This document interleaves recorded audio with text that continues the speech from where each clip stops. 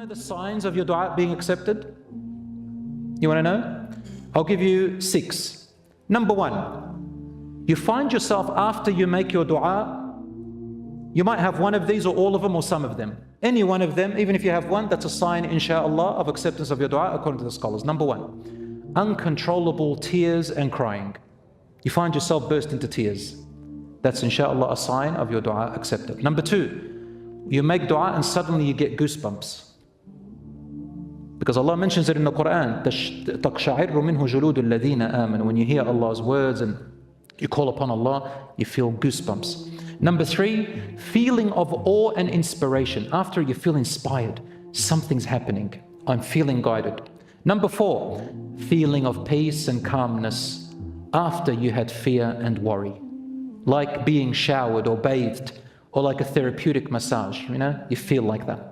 Number 5, lightweight, as if something was on your shoulders and it was taken off. And number 6, feeling your iman rise. Allah says in the Quran, إِنَّمَا الْمُؤْمِنُونَ الَّذِينَ إِذَا ذُكِرَ اللَّهُ وَجِلَتْ قُلُوبُهُمْ وَإِذَا تُلِيَتْ عَلَيْهِمْ آيَاتُهُ زَادَتْهُمْ إِيمَانًا. The true believers, the sign of them is that when Allah is mentioned to them, or His verses, their hearts shiver, and when His verses are recited, their iman rises. Brothers and sisters, I mentioned before that dua has an effect on qadr. Qadr means Allah's predestiny. There's something written that's going to happen to you in a negative way. Rasul says, the hadith is in Ibn Majah, Tirmidhi and Tabarani, and classed as good and reliable. He said, nothing can increase in your lifespan except for goodness and kindness to those who are around you. Your parents, your siblings, your children, your spouse, your neighbors, animals, everything. Bir, goodness in general. And nothing can prevent bad qadr, calamities, except for dua. And then he said, the qada and dua, the predestiny that Allah has sent down, and the dua will continue to wrestle between the earth and the heavens. And he also said, sallallahu alaihi wasallam, the dua will benefit you with things that have come down or haven't, meaning of any calamity, any destiny that was supposed to happen to you, bad, things that are not so good, they're meant to happen to you. He says, dua will benefit you with things that have happened, that are happening to you now, the hardship you're going through now, and the hardships that have not yet reached you, meaning in the future. So dua benefits you for what you're going through now and what you may go through in the future. How? He said, calamities will come down and your dua will meet it, and they will continue to fight until the day of judgment. And the hadith is Rawahu Hakim and authenticated by Shaykh al-Albani. How does the dua change qadr? Calamities of qadr. Qadr is 2 types. Pre-measurement, predestiny, fate that Allah has written, it's going to happen to you, is 2 types. Number 1, there is a qadr that is set, unchangeable. It's written and it's set. Nothing can change. That's the first type of qadr. The second type of qadr Allah writes, it is preserved in His knowledge, but it is changeable. It's suspended, the mu'allaq, suspended. Suspended by what? Suspended by your dua. Allah tells the angels, this is the qadr that's going to happen to them. When the day comes that the angels have to carry out that qadr, Allah says, my servant has made dua, and I had another qadr that was going to overcome it because of their dua. I made it because of the dua. Now take this dua, take this qadr towards them. Example, if there was, God forbid, a calamity to befall one of you, that you're going to go to work or school and get, God forbid, run over by a car. And say the qadr was that 2 legs will be broken, 2 arms will be broken, a fracture in the head, unconsciousness, and so on. But Allah knew that you're going to make a dua. And that dua, you made it with full-heartedness. And it was very strong.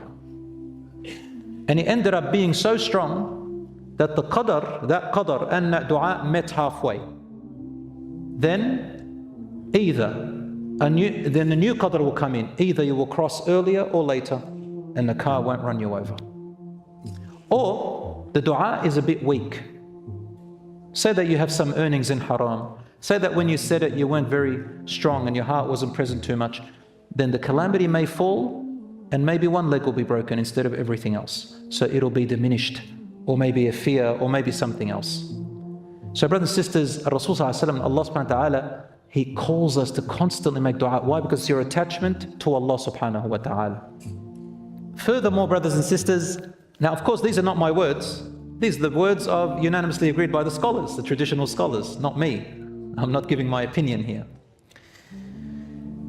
Don't be afraid to make your desire in your dua great and a lot. Some people, they feel, oh, I've got to reserve my dua. I've got to have some respect for Allah. I shouldn't ask for a lot.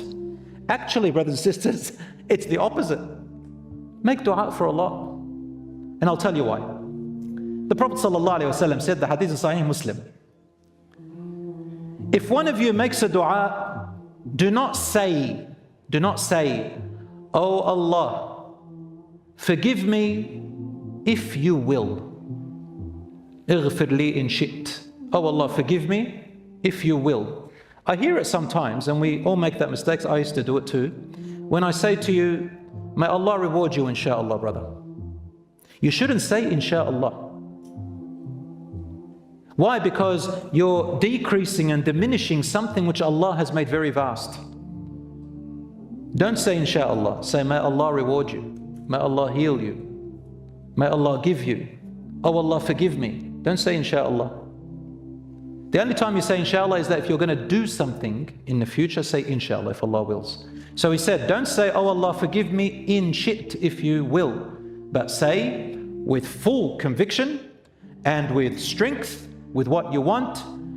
And then he said, وَلْيُعَظِّمَ الرَّغْبَةِ. Let him or her gratify and make big what he desires. Make it big, don't make it small. For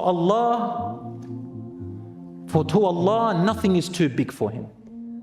Now be careful, there's a difference between saying nothing is too big for Him and nothing is impossible for Him. Some people, they say, to Allah everything's possible. Yes, but Allah has also made laws in this world that there are things that He made impossible and He won't give you. So for example, if I say to you, you can make dua that Allah never makes you die. Is that possible? That's impossible. So there are things that are possible and impossible. The Prophet ﷺ,